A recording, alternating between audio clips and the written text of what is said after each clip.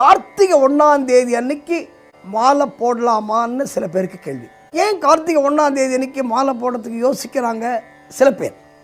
ஆனால் அத்தனை பேரும் கார்த்திகை 1ஆம் தேதி மாலை போட்டுருவாங்க. இந்த கார்த்திகை 1ஆம் தேதி நீங்கள் பார்த்தீங்கன்னா, நீங்கள் கேலண்டர் எடுத்து இப்பவும் பாருங்கள், அடுத்த வருஷம் கார்த்திகை 1ஆம் தேதி பாருங்கள், அன்றைக்கி கரிநாள்னு போட்டிருக்கோம் கேலண்டரில். சாதாரணமாக கரிநாளில் வந்து நம்ம எந்த காரியமும் பண்ண மாட்டோம் இல்லையா? அதனால் பல பேர் பயந்து கார்த்திகை 1ஆம் தேதி மாலை போடாமல் கார்த்திகை 1ஆம் தேதி முடிஞ்சு கார்த்திகை 2ஆம் தேதியோ இல்லைன்னா கார்த்திகை 5ஆம் தேதியோ இல்லை கார்த்திகை 7ஆம் தேதியோ அப்படி மாலை போடுவாங்க. இதில் ஒரே ஒரு தெளிவான விஷயம் எங்களுடைய குருசாமிமார்கள் சொன்னது, ஐயப்பனுடைய விரதத்தை பொறுத்தவரை என்ன அப்படின்னா, ஐயப்பனுடைய வழிபாட்டிற்கு நாள் பார்க்க வேண்டிய அவசியம் இல்லை.